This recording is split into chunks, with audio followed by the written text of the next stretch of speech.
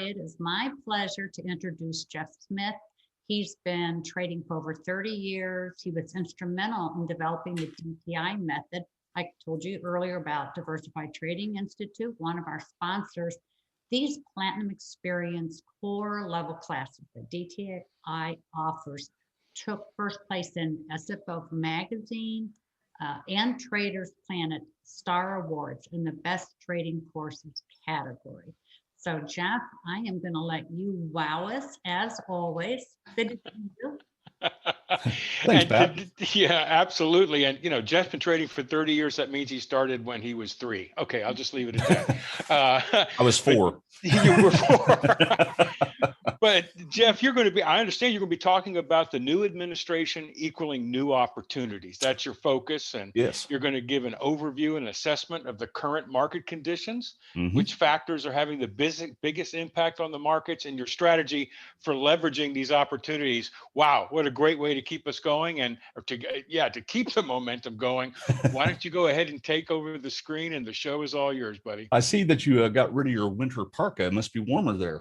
Yeah. Pat, we're never going to live this down. I have to move to another state or something like that. But there you go. Yes, we're doing much better. Good. I guess I'll start my screen sharing here. Yep. So let us begin. I guess the big main topic that we have here is looking for a new bear market kind of thing. But I think there are a lot of opportunities in this market. We just kind of have to shift our brains a little bit, going from the past 4 years to the next 4 years with these administrations, and kind of what's going to be occurring. A little bit about myself to start off with, for those of you who don't know me. My name is Jeffrey Smith. I've been trading in the market since the mid 80s, and my father went through the school of hard knocks and did not want his 2 sons to have to do the same thing, regardless of what field we went into. And so he took it upon himself to teach us about the market. He had us read books and magazines and all kinds of stuff. He had a broker, his name was Tom Busby, who's the founder of DTI, and asked him to kind of help him out a little bit. So we spent time with Tom. He was vice president at Smith Barney at the time in Oklahoma City, where I'm from. And so we got to learn about the markets a lot through Tom and my dad. We went to trade shows. And finally, we went to an investor boot camp in Provo, Utah, put on by a gentleman named Howard Ruff. He used to have a newsletter called the Ruff Times, if you've ever seen that. And we got to meet a lot of gurus and go through various different things. And once we got back from there, he sat us both down, wrote us out each a check for $10,000, put it into a stock account, told us we can make money with it or not, but he never gave us another dime. And he stuck to his word. I went off and got a couple of degrees in engineering. I was a pipeline engineer for about 10 years. But during that time, I was waking up at 3 o'clock in the morning, trading the index futures, and then, going to work and working all day, and then spending time with the family in the evening time. Once the internet kind of got going a little bit, started dabbling in stocks and equity options a little more. But I've really kind of turned into more of a commodity trader than anything. The futures trade virtually 24 hours a day, so it doesn't matter what time of day you want to trade. You can basically trade at whatever time you feel comfortable. I've traded in just about every market out there, but not every vehicle by any means. There's some things that I'm not too interested in, I guess. It's kind of like carrots, you either like them or you don't, right? So, but there are a lot of things out there that we can trade. The hard thing is trying to keep up with all of them. And we've developed software, and I'll show you some of the stuff that I'm using in that, not to say that you need it, but it's a lot of tools that we've developed through that thing just to kind of help us out in trying to figure out, the answer to a question. Should I be long, short, or out? And, if you can eliminate at least one of those, then you're doing pretty good. So anyway, just remember there is risk in trading. Past performance not indicative of future results. If you can't afford the loss, don't take the trade. And I'm not the best typist in the world. I'm an engineer. I'm not an English major. So if you see a typo, just let me know and I'll try to get it fixed, right? So I do want to, what Raleigh was saying, go through the current market conditions and my strategy and some examples of what I'm doing. And so let's kind of talk about the market a little bit here. The indexes are kind of teetering right now. They you've got kind of a mixed bag. You've got the NASDAQ below its year open. You had the S&P below its month open, but now it looks like it's popped back up a little bit last I saw it. The Dow and the Russell are actually holding up pretty well. So, the big question is, are we going to be heading down, or are we just kind of taking a breather here? I mean, we've had a pretty decent run. We've made new all-time highs and stuff like that. So maybe they're just kind of correcting back a little bit.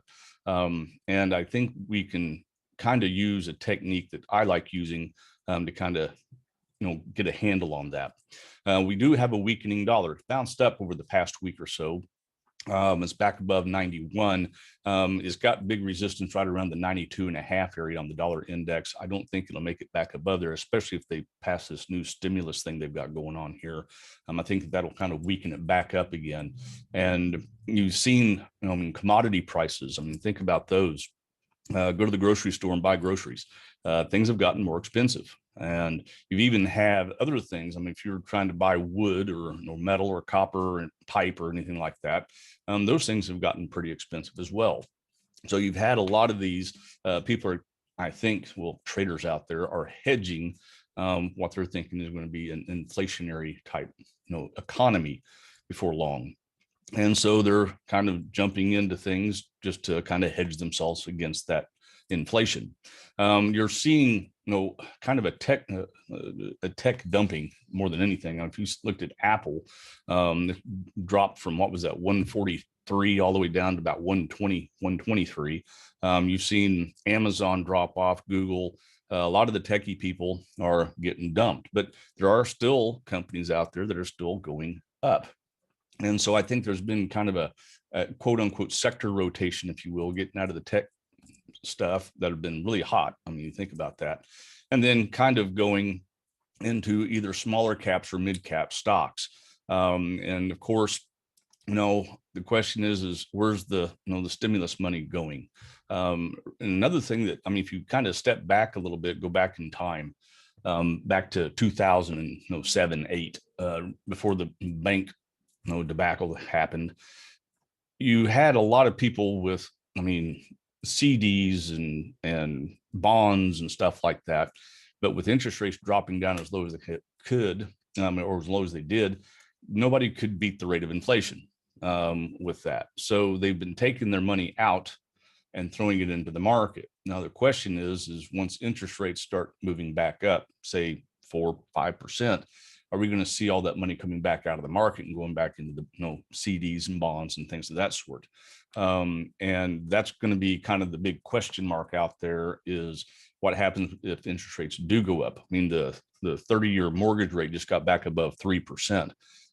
So I'm wanting to see where that money flow is going to start moving. It's not going to be any time in the next week or two by any means. It's probably going to take months for it to really start kind of flowing out, even maybe a couple of years. But I want to kind of see where that's going. Now, as far as when we start looking at overall trends, bull, bear, whichever it may be, the first thing I always look at is the year open. The year open in the S&P was at 38.17, to be exact, 38.17 and a quarter. So over the year open was 37.47, sorry. The month open this month was 38.17. But I do like watching those opens because that's where they start the race. That's the line in the sand. And the question is, do we stay above that open or below that open? A lot of people use closes. I don't know why, because you already know who won or lost. I want to know who's winning. And that's why I'm always looking at those opens. The market holds opens very well, not necessarily closes. So I want to know where those opens are and see how the market reacts to that. And so once we get a month open, I'll just go to here. Once we get a month open, I like to add and subtract 2% off of it. Had to probably get a calculator out, or if you got an Excel spreadsheet to automatically do it, however you want to do that. But I like looking at that 2% move. And if you look at 2% up, and I rounded these numbers off, you can get some really cool decimals out there, but I don't care about that. 2% up is 38.93 on the S&P, which we were above there this week, by the way. What was that, yesterday morning? And then they drop back down. But the downside is 37.40.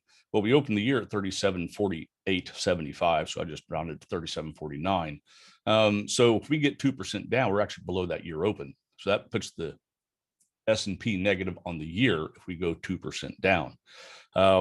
And those two numbers are what I'm watching to see if we're bullish or if we're bearish. In between there, okay, we can be moving up, be moving down. I mean, we have volatile markets right now.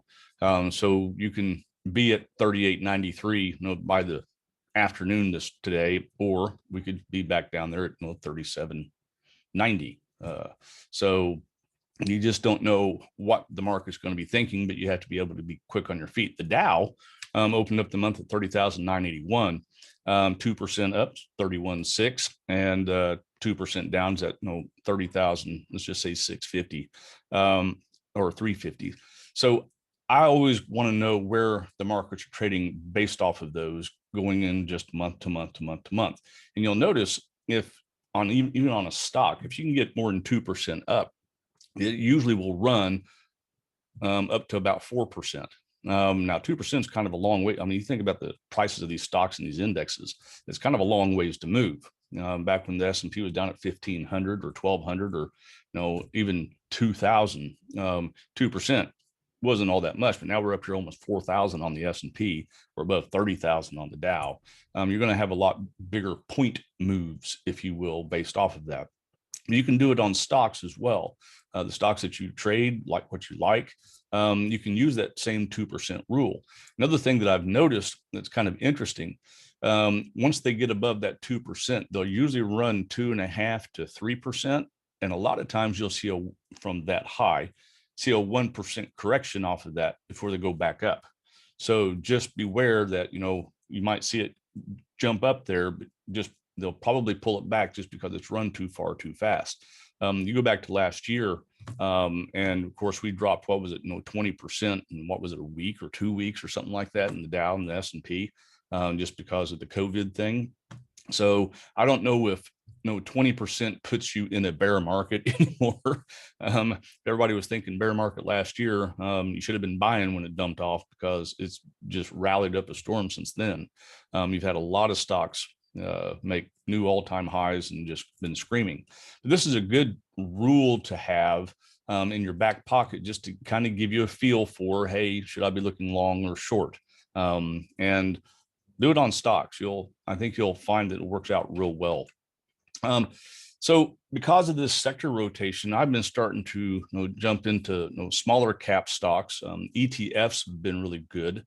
The solar guys are taking a little breather right now, but they've been doing very, very well. Even what they consider alternative crop stocks, which is basically like marijuana, cannabis, right? And then the cryptocurrencies have been real hot. You've seen, I'm sure everybody's seen Bitcoin right now. Well, last I looked, we were back above 50,000 on that thing, but it has been screaming.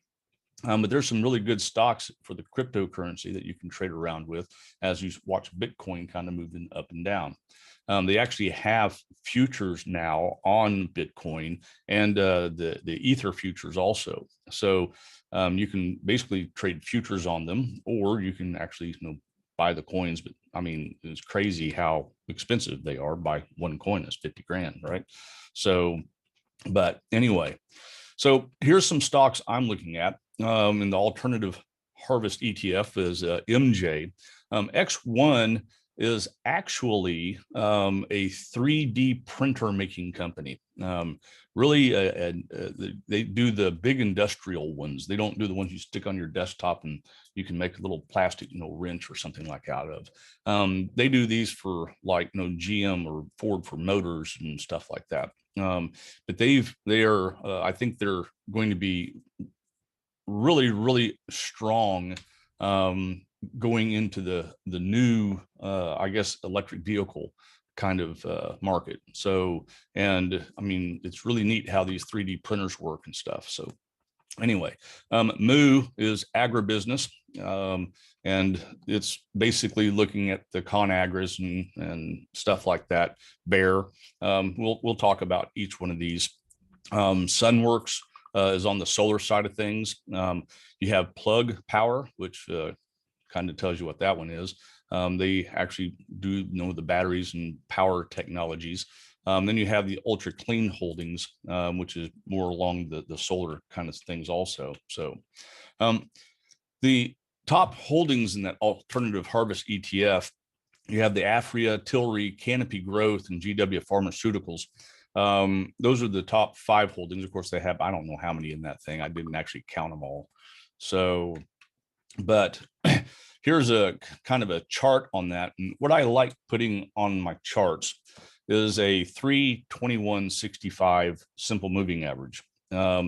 And this is a daily chart. So that's a 65-day average. I like using the 65 on a weekly chart, to be more honest with you, just to look at a very, very long-term moving average. It's kind of interesting to me that, a 65-week average is, I mean, granted, there's 52 weeks in a year, right? So, but they markets in a longer term trend actually have a tendency of holding that, even in the the golds and the cattle markets and grains and stuff like that. They have a tendency of holding that 65-week average. Why it's magical, I don't know, but it works. The 3/21 I like on a daily.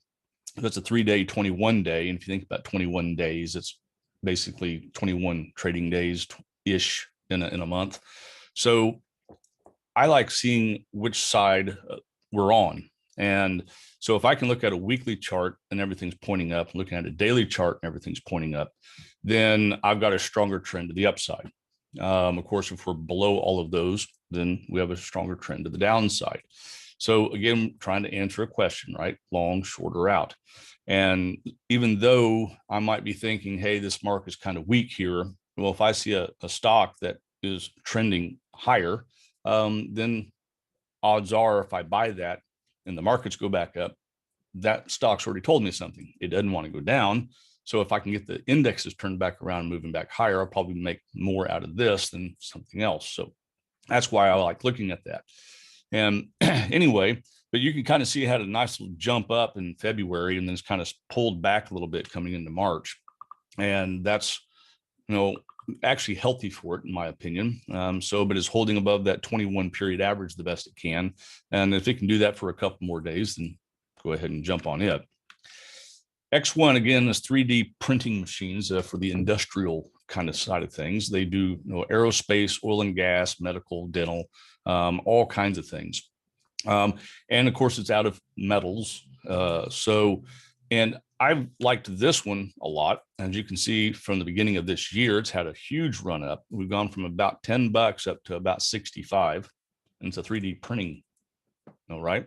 And of course, it's pulled back a little bit, and we're starting to get back to pretty much a 50% retracement, which then I want to see if it holds that. And if it kind of flips back around, cool. But I think their 3D printing is going to be big going into the future. It's a whole lot easier than going to a foundry and casting stuff and making patterns and all this stuff. But they'll be using computers a little more, and they can just dump whatever they want to in there and go from there. So Moo is a really neat ETF. It's more on the commodity side of things. I trade live cattle and lean hogs and stuff.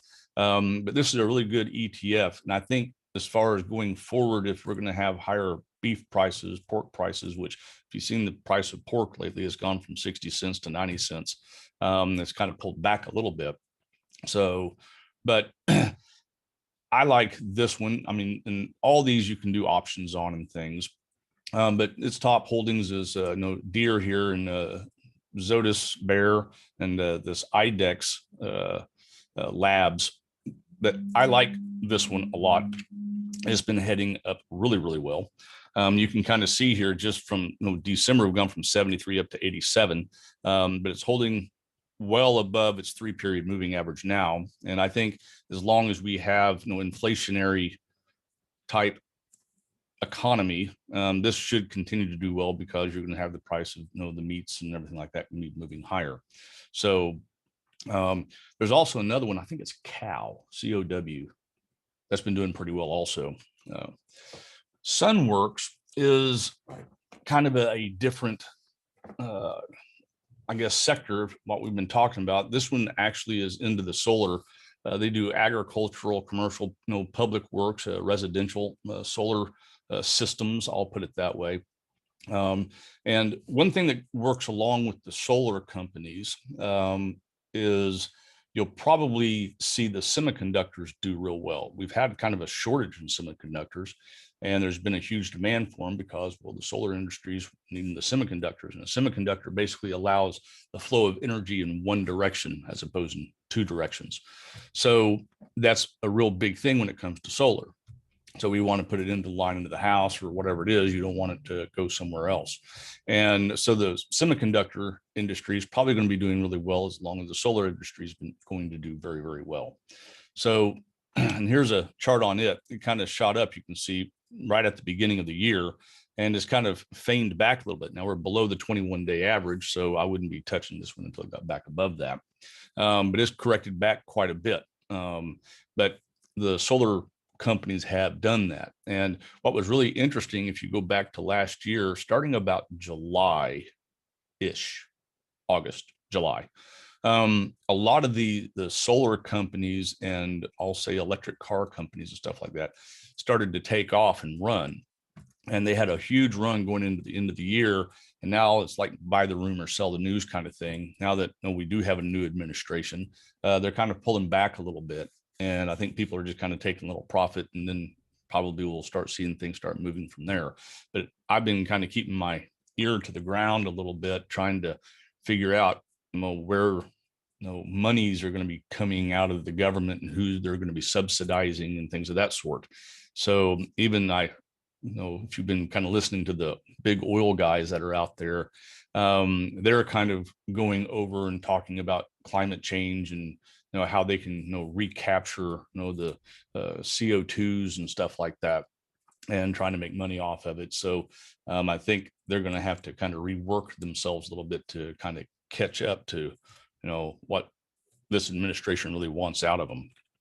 So Plug Power is kind of a neat little company. They make hydrogen fuel cells, and so they do backup grid supports, and they do generation and storage. It's really neat. They actually make stuff for vans and material handling more than anything. And you can kind of see they've kind of the same pattern here, but they've dropped back below their 21-day average, but they're holding above the 65. So they've had a nice little run up. They've pulled back, not quite 50%, but they're getting there. You've seen a lot of these kind of do that. And in fact, here's Ultra Clean Holdings semiconductor. There you go.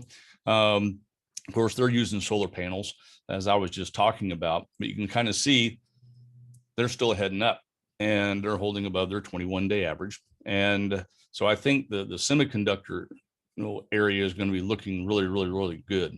And so, but looking at a chart, in my opinion, is a little, you got to have a bunch of charts up, right? To keep track of everything. And I'm going to take this down real quickly. And I'm going to go over, this is my software here, or DTI's software. So what we're going to be doing is trying to figure out, the answer to that question, long, short, or out. And we've put a lot of different tools inside of this to basically analyze the market. And that's all we're trying to do, is analyze the market and trying to figure out the answer to that question, long, short, or out. And we have something in here, and this is it right here. I got a draw tool somewhere. Annotate. There we go. This over here is what we call a portfolio manager.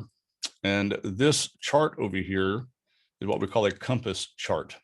And so, clear all drawings.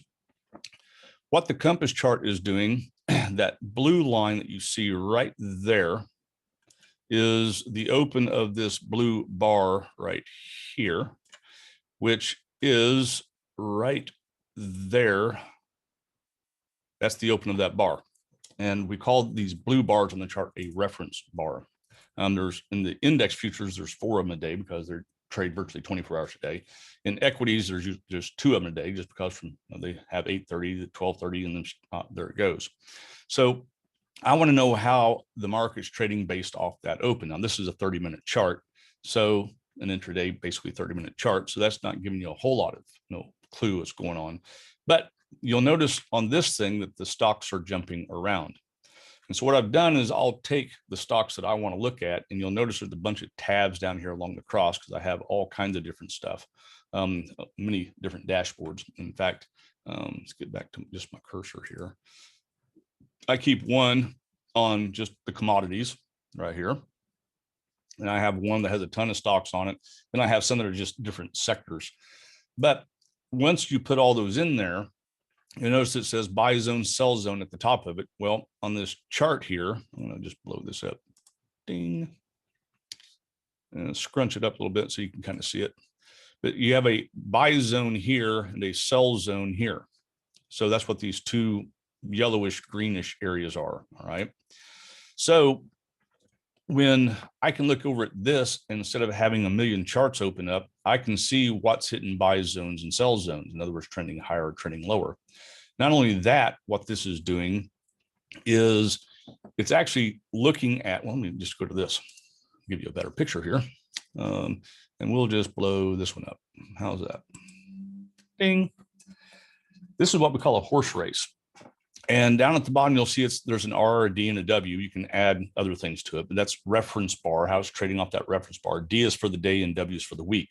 If you want to put the quarter or the year or whatever else on here, you can put your own time on here if you want to. But this is a percent change from the open of whichever one of those are, the reference bar, the day, or the week. Now, you'll notice this is Microsoft, Adobe, NVIDIA, and Netflix, and Roku. But this is giving me a percent change from open. The higher the bar, the bigger percent change there is, right? So if you're trying to short something today or buy puts on it or sell call spreads or however you want to trade it, Roku is probably the best one. Just because for the week, it's the weakest one. For the day, it's the weakest one. And even, well, actually NVIDIA off the reference bar is a little bit weaker. So NVIDIA or Roku are your probably two best stocks to be looking at, right? Just looking at this picture. If we're going down, if we're going up, you want something all green. So if you come back over to here, what this table is doing is it's actually ranking things based off of that horse race. So the ones at the top are your strongest. So you have, ConocoPhillips at the very top here. Here's even US oil. So that tells me that energy is moving higher, right? And of course, you can go down through here and find out who's up. And if you go down to the bottom of this, you'll see the weakest ones. So, and we were just looking at Sun W, and it's at the very bottom of this thing, right? So, but that's what I'm looking at, is to see who's the strongest, who's the weakest. After that, all I have to do is try to figure out which side the indexes are on. Now we can change this. You'll notice there's an intraday, a swing, and a long. A swing flips this over, and you're going to see the stocks change around here now. This goes to a daily chart. And so they're going to do a percent change from the week on this one. And then if I go to a long, they're going to go percent change from the month. There we go. And this tells me how it's trading this off of a weekly chart. So that's what I look at each and every day when I'm looking at something. We'll flip them all back around to the 30-minute. But I want to see if they're green on the day and green on the swing and green on the long. If I do see that, then I know I've got a stronger trend up. If I see them all red, stronger trend down. So these tells me what's going up today. And of course, at the bottom tells me what's going down today.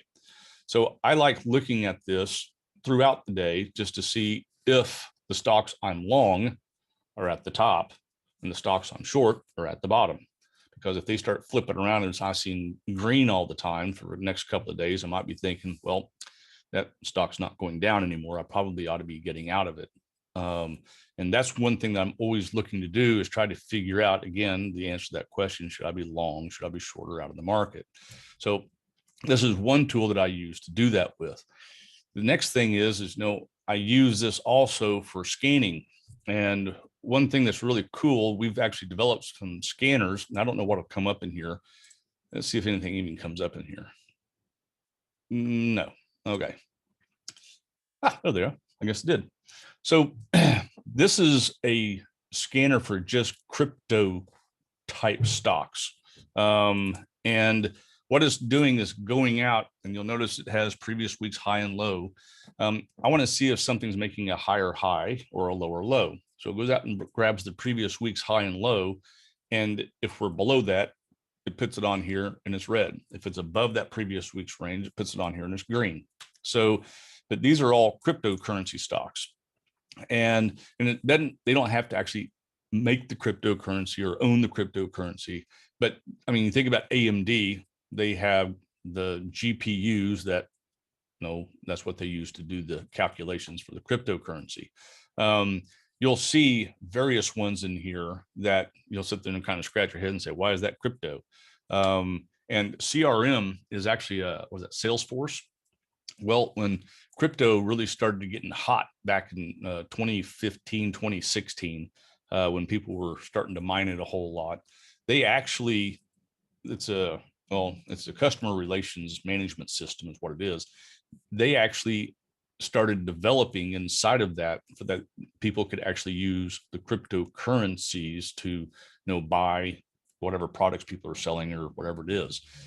So they're well ahead of the other companies just because the CEO thought, hey, this is probably going to be a real big deal. And so they kind of developed to that.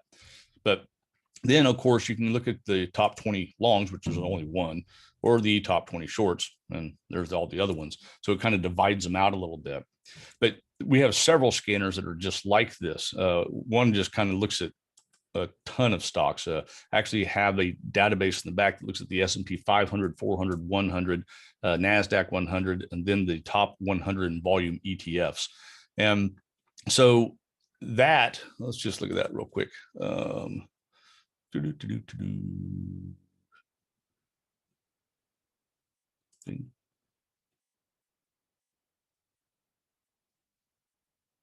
There we go.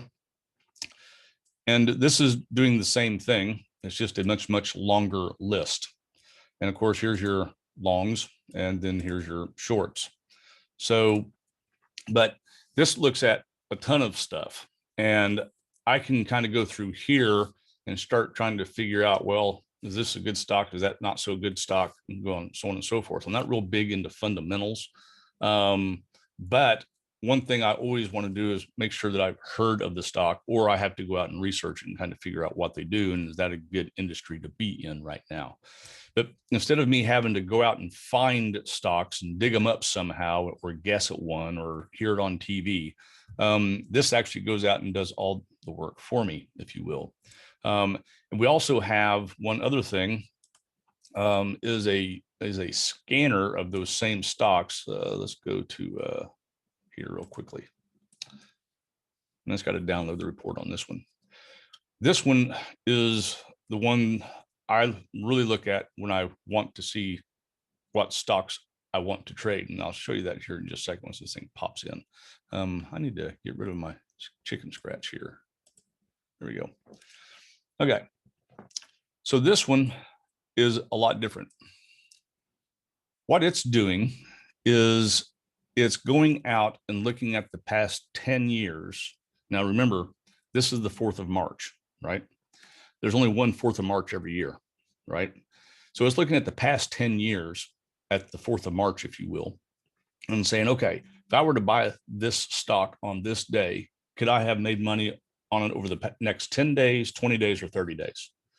And if it worked, then okay, fine, it throws it in here. But I know that out of 10 years, the 4th of March is not always on a Thursday, right?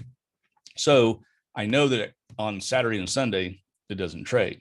So I know I'm not going to get 10 years out of it, but I know I can get 8 years out of it. So my 100% in my head is at least 8 out of 10 years.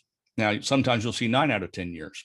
Why? Because you'll have the 4th hit on Saturday, you have leap year, and then it's on Monday the next year, right? So you'll skip that.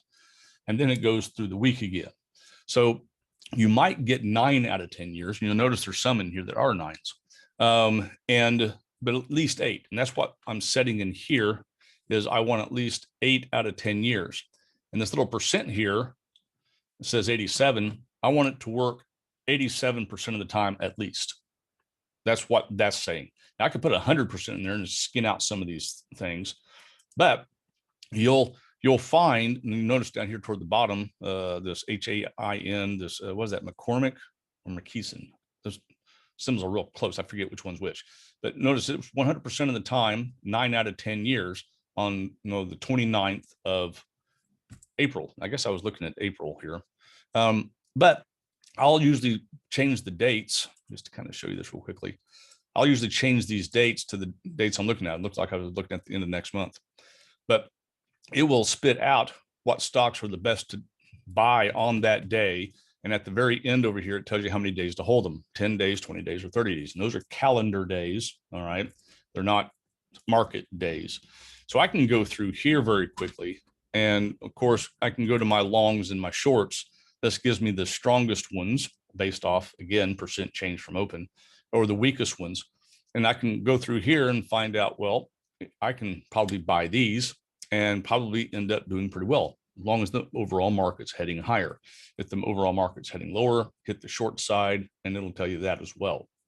So, like I said, this software does a lot of work for you that you don't have to do. I mean, just in 15 minutes here, 10 minutes, whatever, while we've been on this thing, it's actually basically shown us, which stocks are the strongest, which ones are the weakest. And from there, I just have to determine what direction the overall indexes are moving in. And right now, they're moving up a little bit. S&P's up to 3836. The Dow's here at 31,378, so on and so forth. So I can very quickly say, okay, indexes are moving up. The stock should be moving up. Now the question is, do you want to day trade it, or do you want to swing trade it, or long term? When it comes to equities or even options, I'm not a real big day trader at all. Don't like that at all. I'm more of a swing type trader, and some stuff I do for longer term. When it comes to the futures, sometimes I will day trade them, just thinking, hey, I think this thing can go from point A to point B, short it or buy it or whichever it is, and kind of go from there. But I do like to hold things a lot longer, just because you usually get paid better on a longer term basis, but your risk is more. The longer you hold something, the more risk you have. So you're going to have to be able to wade through a lot of these swings and stuff like that. So beware of that. But going back over to here, I lost my PowerPoint. Didn't close it, did I? Ah, there it is. So, but when I start looking at these, I mean, I'm really interested in these stocks that I just went through, but I'm going to chunk them into my software and say, do I really need to buy this, or do I need to wait? And it will tell me whether I need to be long or short or out of the market. All right. So, and it was kind of interesting. I believe his name was Peter, earlier was talking about options. A lot of people like trading options, and I myself trade options quite a bit on equities and on futures. But I know a lot of people kind of struggle with options sometimes. So I actually put together an options guide, if you will, and just so people could understand them a whole lot better. If people don't realize that options are, if you know insurance, how insurance works, you pretty much know how options work. When you're getting let's just say, insurance on your house, you pay them a premium, the insurance company. They sell you that contract, and what they don't want you to do is exercise it, because they want to keep all the money. And that's exactly what Peter was talking about earlier. They sell it to somebody, and you want to keep all the money. So he's the insurance company.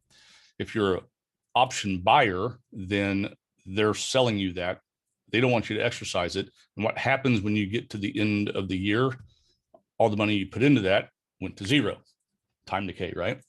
So it goes to zero. And if you want insurance again, you got to pay them more money again, and then they get to keep that. So that's how they make their money, and that's how you protect your house.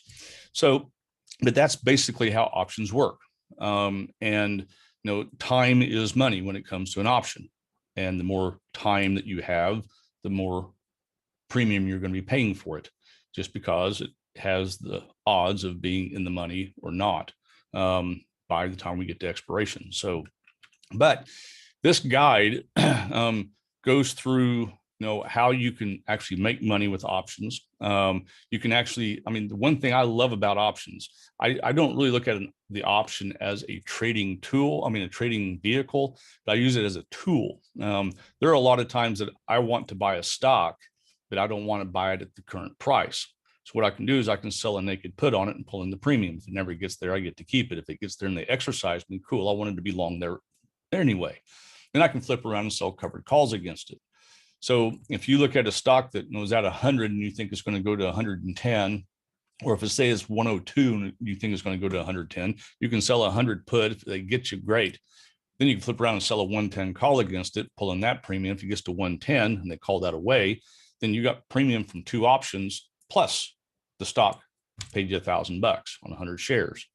And that strategy is in here. There's several different strategies in here for trading options. But this is not just for the beginner, but people who have been doing options for a while. There are a lot of people who have just done outright options and never done spreads. And it doesn't go into all the option strategies that are out there. Believe me, I think there's more option strategies than there are grains of sand. But you're talking about, condors, iron condors, butterflies, iron butterflies. There's all kinds of stuff that are out there. But this doesn't go through all of those, but it will discuss some different trading strategies. But it does go through weekly options as well. So if you like doing weekly options, which a lot of people like to sell, the premium on a weekly option, just like Peter was talking about, and pull down that premium, let it decay out and go from there. Some people, if you look at like the SPY or the SPX or even the S&P futures, they have 3 expirations in a week. You have Monday, Wednesday, and Friday. And if it's at the end of the month, they actually have an end of month option. So you could have 4 expirations in a week. So if you really like short-term stuff, the SPY, SPX are right up your alley, I guess. So, but also talk about mistakes traders make. Believe me, you'll make mistakes. I've made some of the dumbest mistakes known to man. I actually was long the NASDAQ futures. I'll give you one here. Lost about $5,000 on this one. I got long the NASDAQ and I thought I'd just hold it overnight just because, I was up like 60 points on it. That's $20 a point on that NASDAQ. And I was doing really well. And I thought, they might correct this thing down tonight. So I thought of what I'd do. I'll buy 2 puts on it. And if it goes down, I'll make more money off the puts than I'll lose on the actual futures contract. And if we go up, the delta is going to start to drop. So I'll make more money on the futures contract than what I lose on the puts. I just used it. I did it for just protection. Well, it just so happens that the NASDAQ, SP, and Dow nosedived at night. And I was down about 60. It moved about 120 points. I was down about 60 points in that NASDAQ contract. And I was just like, well, it doesn't matter. I have 2 puts. So I'm going to be, looking pretty good on this thing. So I get into the office and open up my platform. I'm down like $4,600. And I was like, how in the world am I down $4,600? There's just no way. Well, genius me bought 2 calls, not 2 puts. So I was ultra long and they were killing me. So, but you have to be able to deal with that. And so I did. But that's the thing. You really, this is a mental game. And to me, it's just, the cost of doing business a lot of times. You're not going to ever be 100% ever. You're not going to be bulletproof ever. You're going to have losses along the way. And if you can overcome that, you'll be doing a whole lot better. Of course, we go through, I showed you the horse race, right? This actually has a horse race trade in it that you can use it to trade off of. And of course, there's various strategies for trading options. If you want this guide, you can go to dtitrader.com/ultimate for a whopping $7. It's yours. And it will give you a link to grab it and go from there. But if you don't want to go to there, you can give us a call here at 904-416-1776, and we'll be more than happy to help you out. So, Raleigh. I tell you what, Geof, that was a fine presentation there, buddy, taking us through your vision for the market, the kind of things that you're looking at this point in time. Love that explanation of the ETFs that are basically have attracted your attention, what comprises those, and then showing the I mean, the DTI platform is really something else. I mean, it really is. That's your monitor. It's your view of the world. Yes, that's exactly right. Well, the thing is, I mean, Tom and I always, are asking each other, what do you think about this? What do you think about this? What do you think about this? And so we decided to let the software do it instead of us. We're getting lazy and old. So, Well, I think it was funny. I was talking to Tom, I think in one of our presentations, maybe a year ago or so, and he says, I'll be honest with you, Riley, this thing was developed for me.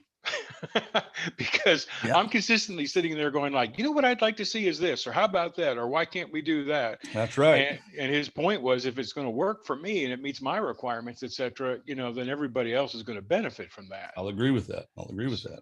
I was just making some notes and things, and one of the things that came across to me as you were talking about what you do is I was just wondering, Geof, how much time do you spend on a daily basis, like trading your personal account? Because I know you're a coach and you're working with DTI, et cetera. But for your own personal trading, how much time do you typically spend? And also, I get the impression that you may trade futures and have some swing trades going on, some longer term investments, a basket of things are going on. Is that correct? Am I correct in thinking that way? I always, like I said, I'm more of a commodity trader than anything. But Right. I have two different accounts. I have one with Thinkorswim or TD Ameritrade. That's where I do all my equity and equity options. I also use Interactive Brokers, and that's where I do all my futures trading. And so each and every day, I have this computer behind me. All it shows is commodities. That's it. That's all it has. The one I have over here, I do you saw the equity stuff I had on there. So I have all my equities here, have all my commodities back there. So the first thing I do is I look at all of that back there first thing in the morning. And I might be already long soybeans, or might be already, long crude oil, or whatever it may be. So I want to check out to see where they're at. I know where my stops are and everything like that. Okay. And that's one thing I like about futures is if I don't like what the market's doing, I can get out of it at 6 o'clock this evening. I can get out of it at 2 o'clock in the morning. It doesn't matter. That's why I like futures, is because at any time I want to get in or out, I can do that. Now, I can't do it on the weekend except for Sunday night. But with equities, a lot of times you have to wait until the next day to do anything with them. Right. So that makes me a little worried, especially in kind of the market that we're in right now. But there are some things that are working well. As far as how much time I spend trading every day, I analyze the market. I probably will analyze stuff for about 15, 20 minutes, just popping through different things, looking at my little horse races and this, that, and the other, find out what they're doing. And I'll decide what I want to trade. There's some days I look at it and go, bah, I'm not touching this thing, and just walk away and not do anything. But I think probably inside of a day, as far as analyzing something and actually trading, I probably will spend probably 30, 45 minutes a day at best. Because I already know where I want to enter. I already know. And the one thing that's nice, I use Ninja Trader. I don't know if you've ever seen that platform. It actually has a strategy inside of it. So once it gets filled, it'll put your stops and your limits in and stuff like that. Sure. So I can set everything up and go, okay. And even what's really cool about Thinkorswim, you can actually do that with Thinkorswim. They have weight conditions that you can actually say, hey, if this stock gets here, I want to buy this call spread for this much, as long as it's after this time, so on and so forth. It's really neat. And that's what I like about those, is I can set everything up and then just kind of walk away and start doing other stuff. So as far as trading, I only spend probably 30, 45 minutes a day trading. Wow, that's great. And I tell you what, that's been a consistent theme that we've heard from many of our experts over the past day. And Peter this morning was like, nobody's a slave to their computer. No. Nobody's sitting there 8 hours a day. And obviously, they've got good strategies in place. They've got stops and profit targets in place, and things that would make you comfortable walking away. Yes. They're not, just mentally managing what's going on. And that's obviously a key Yes. with what you have going. Well, that's tremendous. Geof, once again, thank you so much for your time and all the effort and the hard work that you've put into the DTI platform, the students that you have trained and worked with in the past. Very much appreciate what you've got going on. It's always a pleasure having you, my friend. And I hope that we can get you back at more of our presentations, because I really like what you bring to the party. All righty. Thanks, Pat. Thanks. Take care, Geof. Thank you so much. And so, folks, let me go ahead and About the recordings. I'm sorry, Robert. hey, let me go ahead and bring up Jeff's closing slide here. Once again, folks, that was Geof Smith with Diversified Trading Institute. Just a fabulous, fabulous, trader, educator, just all around good person. Very, very thoughtful. And his special offer is a book that he's put together called Becoming a Profitable Options Trader. And as he said, it's not a do all, say all type of a book, but it covers many of the fundamentals that you need to know to become consistent as an options trader. It includes the ultimate guide to producing income. He talks in detail about the 1 hour horse race trade that they uses, and basically everything that you need to know, tips and strategies around being profitable trading options. You can go to westmarktrading.com/Smith. And I think he said it's only $7 for that book. So, I mean, folks, that's a great investment for the knowledge and the information and the things that you'll take away from that. So it was great having Geof with us, wasn't it? It's always nice to have him with us. I'm sorry I had a little sound issue on my end this time, but Well,